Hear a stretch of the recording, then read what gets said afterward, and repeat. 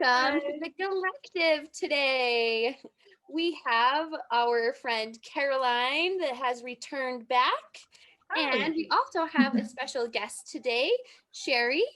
And we are so excited to have her. So welcome. Thank you. Thanks for coming. Thank you. Today, we are just going to start our call with a global meditation. And then we'll kind of go into some things, but we just want to open up a big protective space like we talked about last time. So I pulled a very special card today. It is called Hanyini. And this is in each other, we find ourselves. And Beautiful. So this is a card about when we disagree and how important it is when we disagree with each other, and that it is all part of everything. We shouldn't shun people or push them away because they don't agree with us. This is about kind of including that everybody's perspective is valid. Every part works for the world. So if we want to just do, there's a little saying that we can say afterwards, but I just want to see the book. So this is called the Earth Warriors. It's one of my favorite oracle decks by Elaine Fairchild, and she's just a lovely human. Super, super lovely. So if everybody just wants to imagine, close your eyes and imagine that every being on the planet, every animal, every plant, but especially every human and all their different nations and beliefs are all holding hands. And we send them this energy of divine love and acceptance for who they are and what part of their path they're on. And we share that divine love in a big, beautiful golden light that encircles all of them and encircles all of our hands. And we send that feeling of divine love through every human being.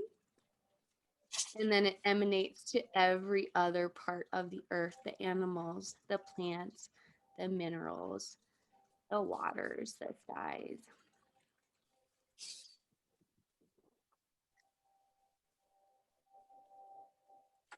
And just everybody feels a sense of connection to somebody, to something that makes them feel connected, whatever that is, today and every day. And there's a special saying that says, "May all beings know peace, divine love, and merciful protection. May each one of us know true belonging and fulfill our sacred purpose with open hearts and willing minds. So be it." So be it. I'm reading that today. Beautiful. Thanks for doing that. That's always nice to send out to humans and the planet. Okay, so let's get started, and let's just ask Sherry to share a little bit about herself and her purpose. I've learned my purpose as I've aged and gotten older, but when I was 19, I started working for chiropractors and did that for 35 years, and different healers like acupuncturists and naturopathic doctors. And everywhere I worked, their business would double within 6 to 9 months. And so as I did this over the years, I had no idea what I was doing, but eventually learned that it was something called Feng Shui. And at that point, I learned that I had 3 helpers from the other realm that when I would go into a business or a home would tell me what was in the highest good of that person and how to help them through their places and their spaces. So through their office or their home. And I would be able to shift things around, move the position of furniture, add light to the walls through just decoration and artifacts, and the vibrational field would increase such that they effortlessly, with no advertising, would increase their business exponentially. And so that's how I got into Feng Shui. I come from a lineage of women who have the art of Feng Shui very much intuitively in their DNA. And so I didn't know all of this until I was much older, what I was doing, but now I do it deliberately. And that is my primary purpose, is to bring higher vibration and light to wherever I live or visit or have lunch.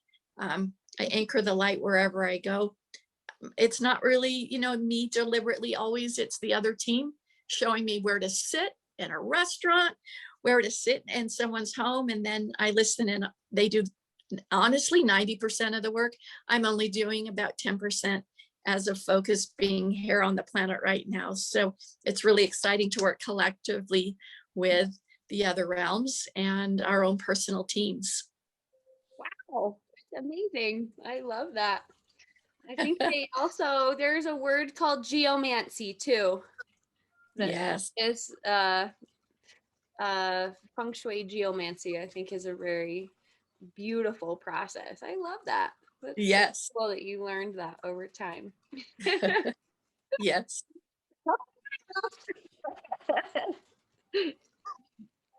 What do you think, Caroline? You want to ask her anything? About feng shui. Just about just to keep continuing. We were going to trade back and forth. I mean, the only thing I can think of feng shui, I'm just like, the positions of the rooms, like, does it help? Like, let's just say, because my husband and I, we have different like he has an office. I'm in my studio / office. His is next to mine. Would it change the energies dramatically if we ever switched? Which I don't know if we could, just because of the position of our bedroom, and like my husband's voice is very loud. Has a deep, loud voice, and he's a gamer, and he likes to talk to his friends on a mic and just da da da. So, and he stays up late. So I'm just like, if you're too close to the bedroom, I can't sleep. Sure. Yeah. So it's like, if you kind of switch things around, like in someone's house, anyone's house, like how, like if people switch offices, how does that change the energy? So I have one lady, her name is Tara, and she had a feng shui business, and it was really, really struggling. And she was at the back bedroom in the house. She simply moved to the front of the house with her office, and her business absolutely grew without any effort whatsoever, and got so busy that she needed to hire an assistant. That's one example. I also have another example recently of a business associate who, she's a marketer, and her husband shared an office in the home. And also they had been trying to get pregnant for 2 years. So I went to the home, I looked at where the office was, and it was in the wrong place, and they should not have been together in an office. So they separated. We gave the husband a very specific room in the house where he had his office and man cave. We changed the direction of the desk in her office. 2 simple changes. Her business grew, and within months, they were able to get pregnant effortlessly. The child area of the home is where they had the clutter, the computer, the offices. There was no room to bring in a new life into that home. Once they cleared the space, they ended up in their separate creative spaces or separate rooms. And then we repurposed the office. We put up things dedicated to family and having a new baby. And that baby is thriving, and shift happened effortlessly with just moving the offices in that case as well. Wow. That's so cool. It does matter. It does matter where you guys are. And it can be perfect. You don't even have to change where you are, but it helps to just look at where you're sitting, how the desk is arranged. And sometimes just moving something 4 feet to the left can change the flow of energy and vibration through the room, which changes your energy and your ability to effortlessly magnetize the good that you're seeking in your own life, whether it's on the level of health, relationships, business, anything at all. Our home is a vision board for our life. And so I can walk into a home and see what's going on in the home actually matches what's going on in the outer world. And so if we just shift things in a home, maybe by bringing just a certain color into your office or a curtain, it changes what happens on the outside as your life. As within, so without really works in your space that you sleep in, live in, and eat in. Makes so much sense. Total. I'm like rethinking everything in my life right now. Thank you.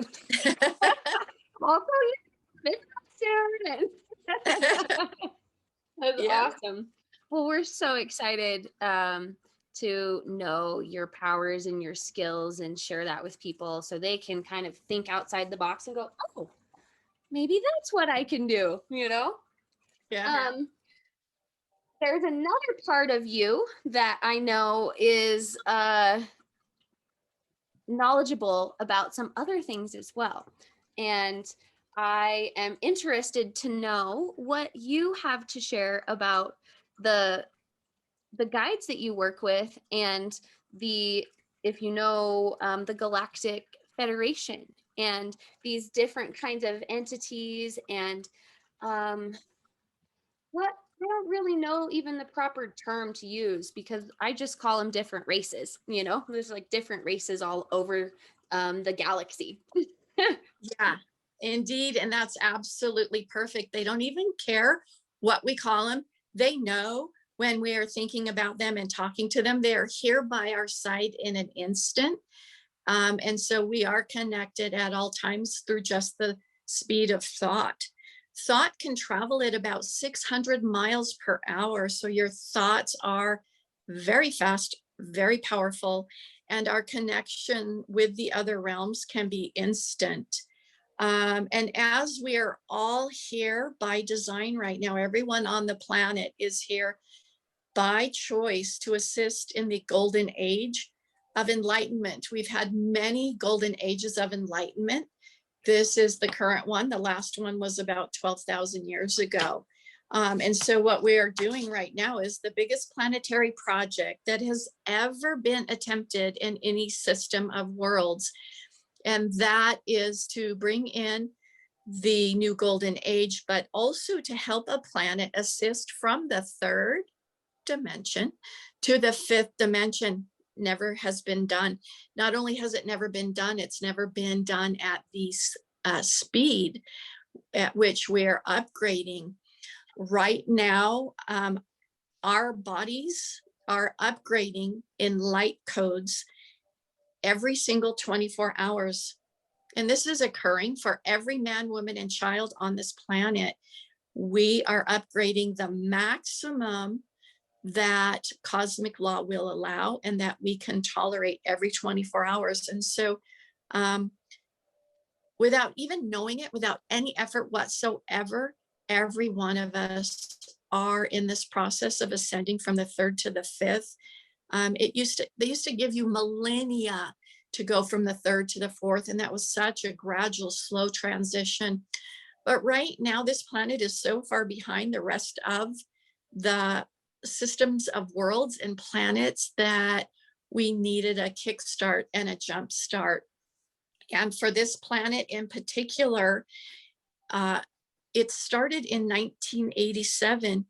In 1987 is when we had enough light energy on this planet that it was absolute assurity that we would ascend to the fifth dimension with the other planets and make this transition into higher beings.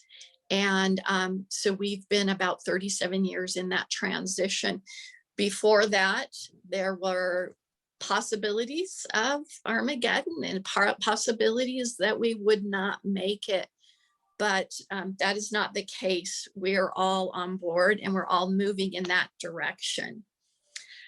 And then there is a line of hierarchy, including the Galactic Federation. And so if I may just kind of explain that hierarchy as I've learned it. And these are my opinions and what I've learned. So just know this is my experience. Others will vary. So we start with creator energy, and that is divine will. That's Father, Mother, God. And so all of the directives come from that overseeing being who created all things. And then below that, we have our godparents. Our godparents are in charge of the star systems and the sun planets. And their name is Helios and Vesta. And so they're supreme rulers. So we go from creator, who gives directives, to Helios and Vesta for this planet. And then the next step below that, in terms of the company of heaven or the company of light beings, is the Elohim. Elohim are builders of form. They help create the trees and help create the earth and create beings. We have the archangels, the ascended masters. This is all part of the beings of light that work for our earth and the other star systems. We have the Great White Brotherhood, masters. Master Saint Germain in particular is over this planet and its ascension right now. And in that group of beings of light is the Galactic Federation. And so that's our team of light beings who receive directives from Creator. And then from there, it comes through our higher selves. So they have projects that they're in charge of. For example, Master Saint Germain is in charge of the violet flame. The violet flame is the fastest way to transmute lower densities: hate, fear, anger, struggle, pain, sickness. And so that was a gift and a blessing that came to us, anchored here by Master Saint Germain. And so so that's one of the tools that Saint Germain has brought us. And so then the information comes through our higher selves, and that's when we get the hits of intuition.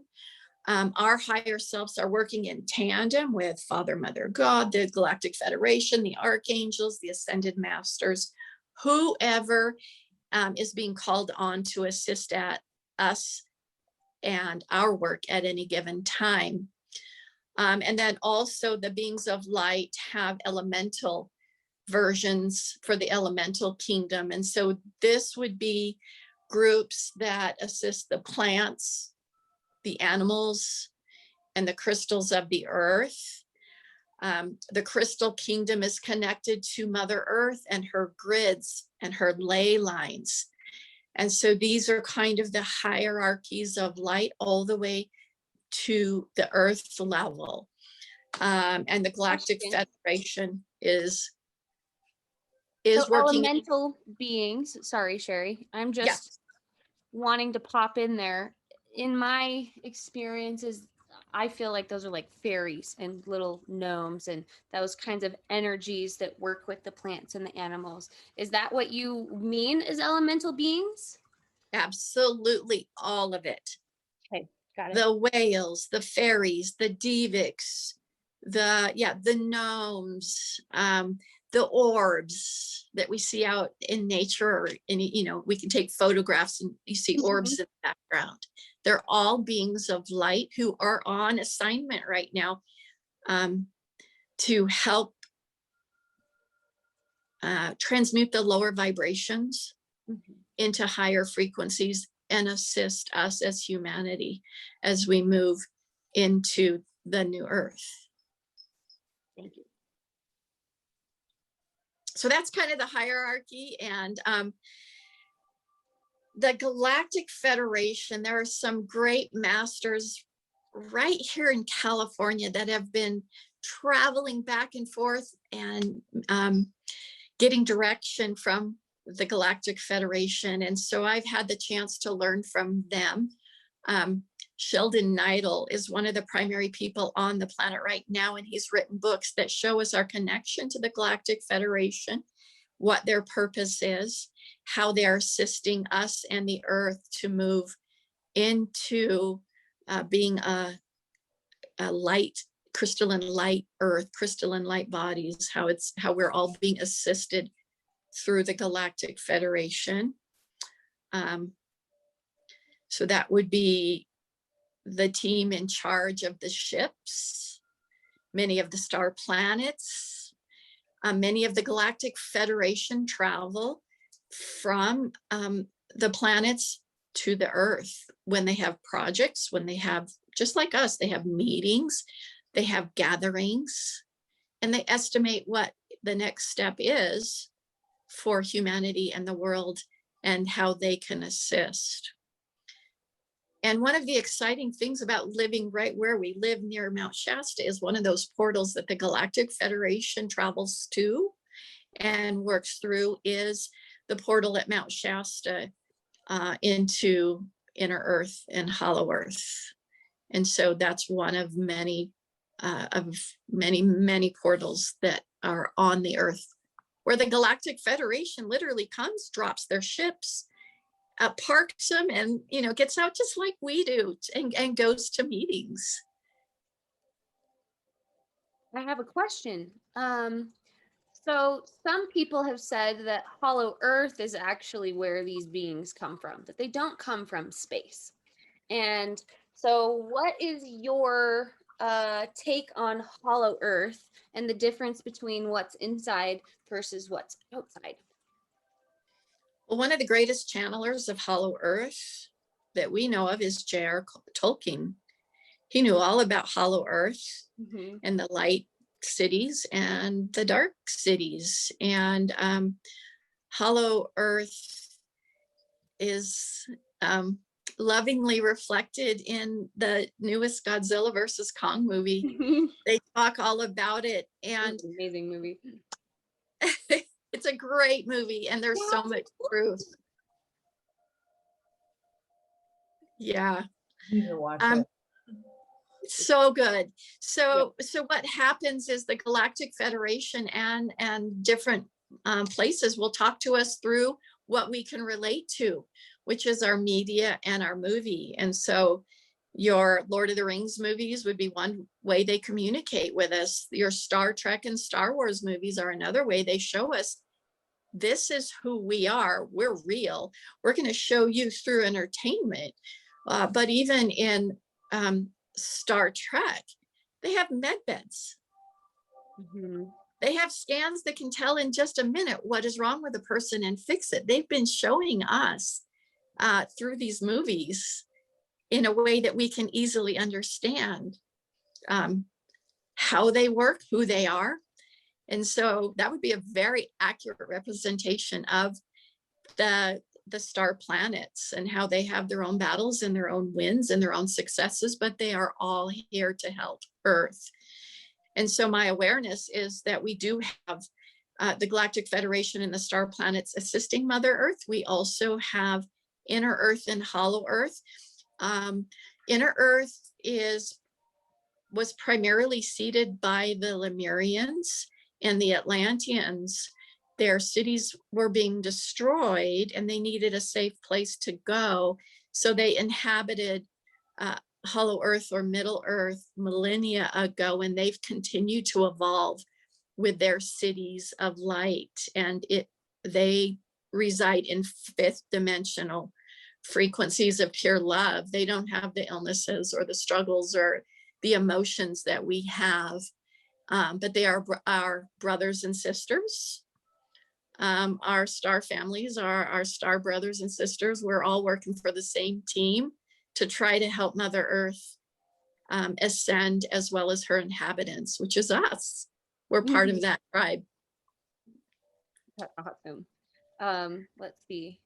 There was a question. Oh, what do they have to say about what's our current state right now and what's going on with all this fear being instilled in our COVID and the people being sick and vaccines and all these different things? Do they have any suggestions or advice that they tell you that we can share with people so they can be in less fear and feel confident in their choices and their decisions?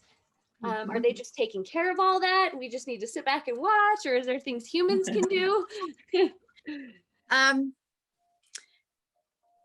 I don't channel that information. I gather it from people who have channeled it. And so in the comments later, I can recommend who is doing current channeling. One of the most recent books is, it's a book called Telos, Welcoming to New Earth. And it is by Brian Tilghman, Tilghman. And he has the latest phenomenal data about what we're going through in his book. He wrote it before the Rona and all of the things that are going on right now. And so it's very accurate. But my awareness is that we have been moving into our light bodies very, very accelerated frequency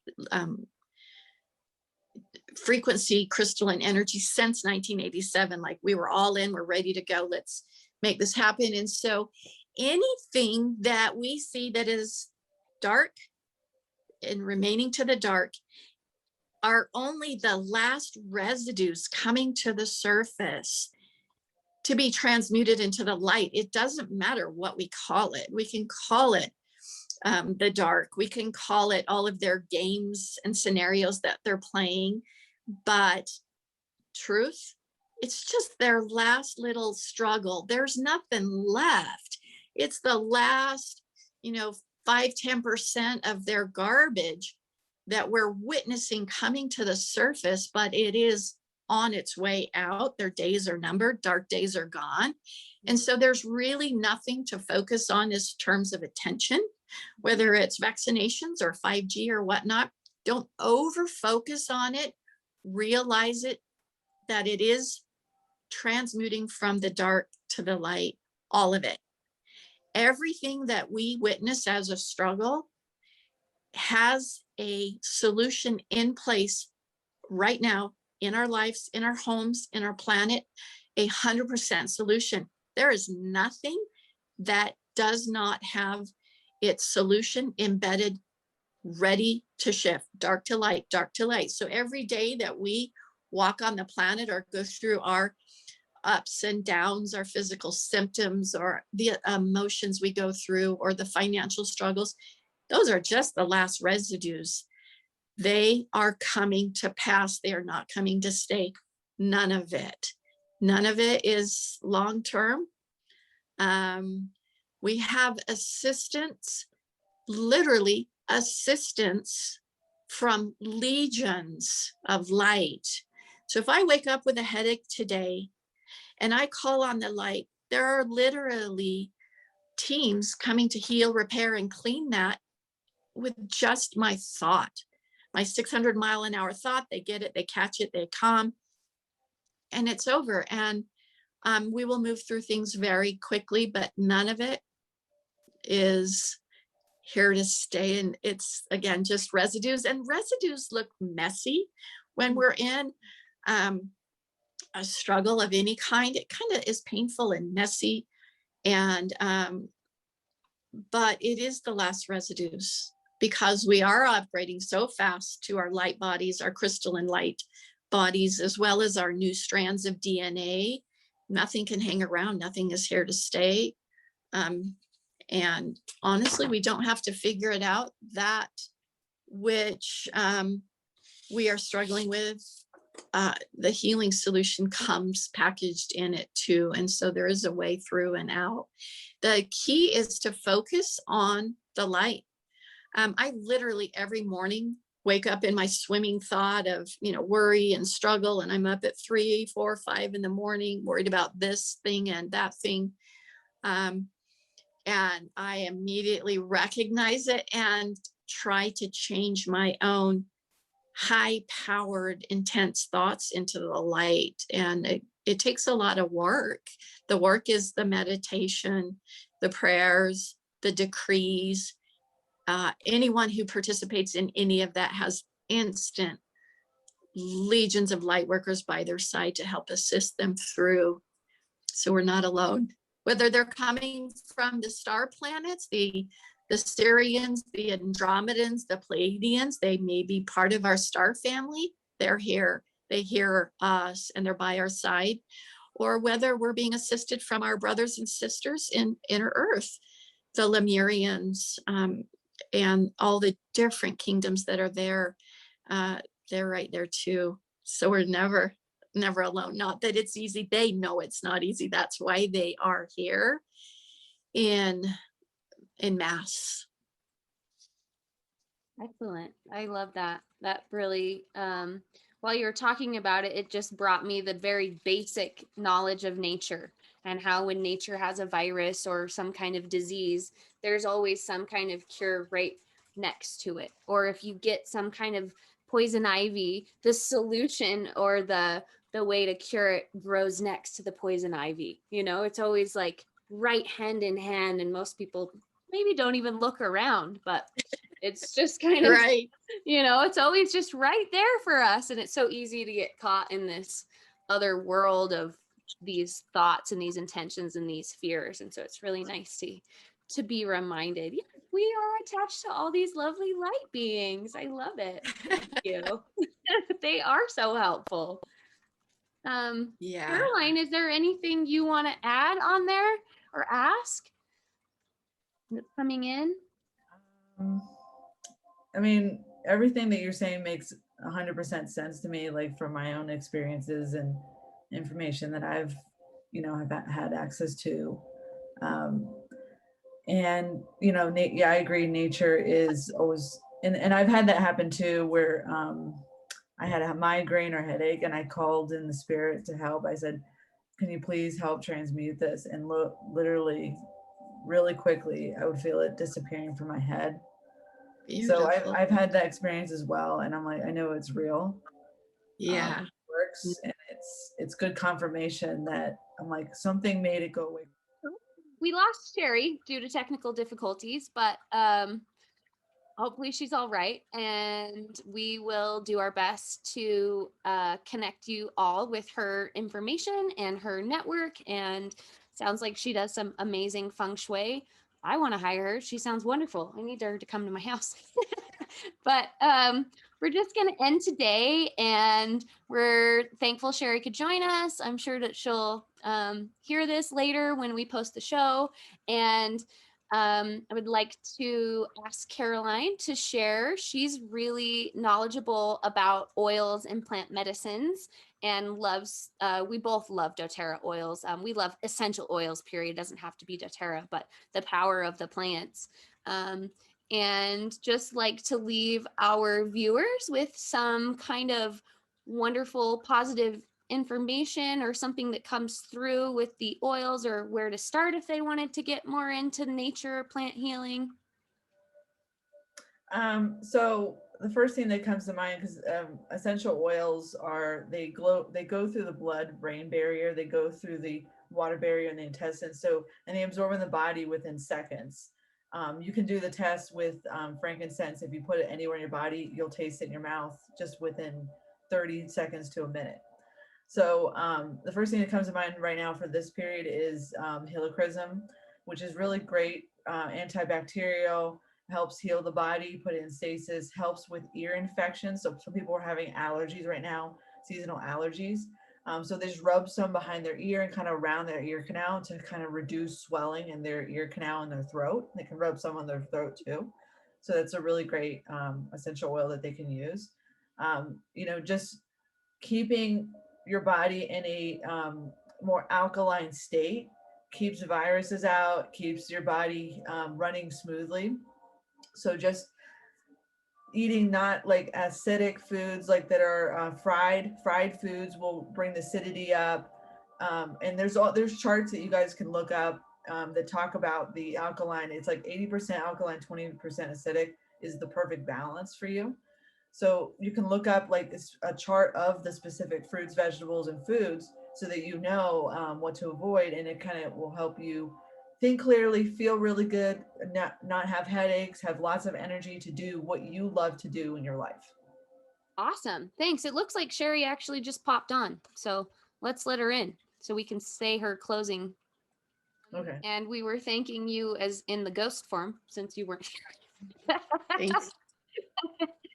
Caroline was just sharing with us some ways of using essential oils, plant medicines, and things just so people can kind of keep their vibes high and keep this light energy coming in. Beautiful. Yeah. And is there anything else you feel called to share with our viewers before we end our show today? The last thing would be to keep connecting with each other.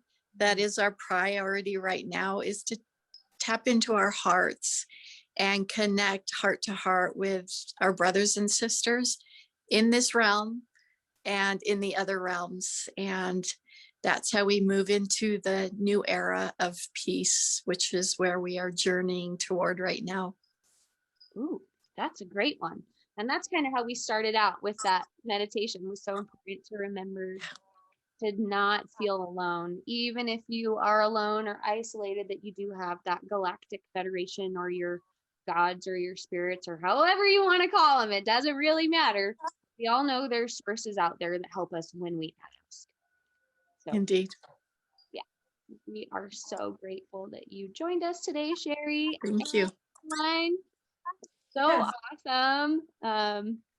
Love having this. And, anytime you're welcome back, Sherry. If there's ever anything you feel called to share, please let us know and come back. Yeah.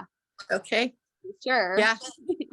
Thank you. You bet. One thing I'm passionate about right now is helping people who have been inside and in their homes to create higher vibrational energy in their homes. And so I would love to talk about 2 or 3 ways we can create a high vibrational field in their homes, but where the priority areas would be to do that. And anyone can do it. There are do's and taboos for the homes that we live in, and we can literally erase struggle by knowing how to clean up some stressed energy or some difficult feng shui in our own home.